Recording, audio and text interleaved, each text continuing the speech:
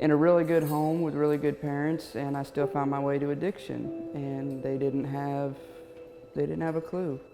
I was really good at hiding it, and as it increased into, a very serious addiction, ended up getting help and realizing kids need a voice. They need someone to be there for them, to believe in them when they don't believe in themselves.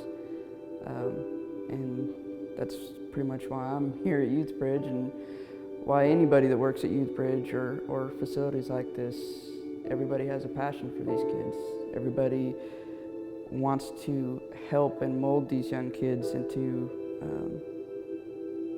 their version of success.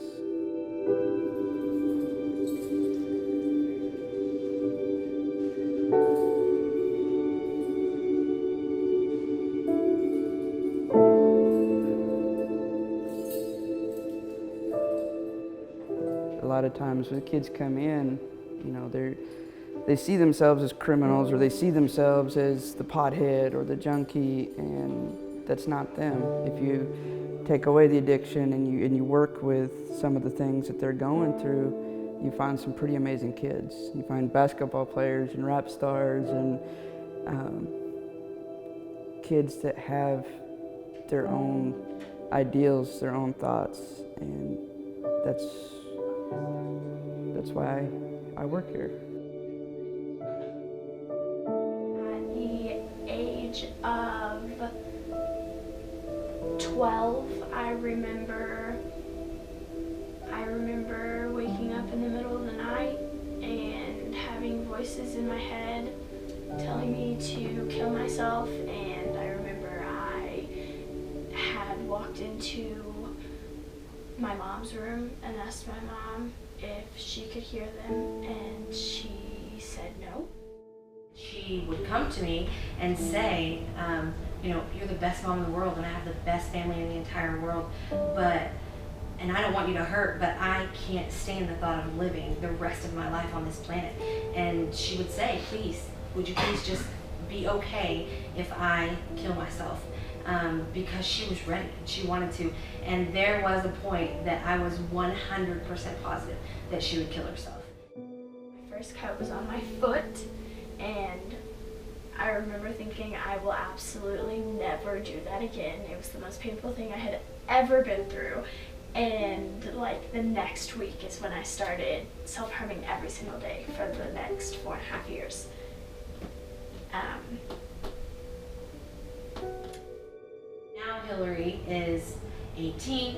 She has anxiety and struggles on occasion, but she has learned so much about when it's time to reach out to her therapist, about when, what are triggers and how to control it. She's learned how to function as a normal adult, which says so much, considering that 3 years ago I would have bet you $10 million that I would bury her from suicide. Absolutely. It's also important, though, for fathers to understand and realize that you may be the best provider and the best friend, the best protector, or whatever you want to be for your child, but sometimes this disease it don't matter. You have to stop and listen and reach out for help and actually put the pride aside and just open your heart to your child.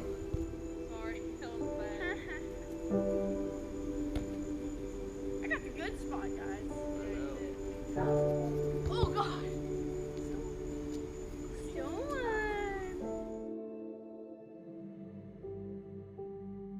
Every one of them has a different background, and I can think of a particular young man that grew up on the streets, did what he had to do, whether it was breaking into cars, as far as the street mentality, possible gang involvement, into the drugs and the alcohol, and just getting wrapped up in that whole lifestyle. And when he came in, we talked to him about, why you're doing the things you're doing.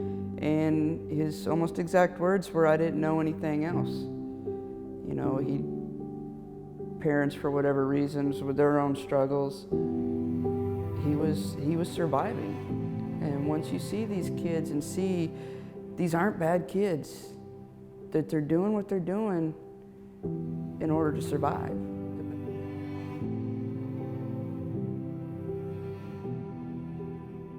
What I would like the community to see would be that part of the kids that we serve, is that amazing soul and personality and that smile, and not see them as criminals or drug addicts, but just to see them as kids and to help them find their voice and give them a voice.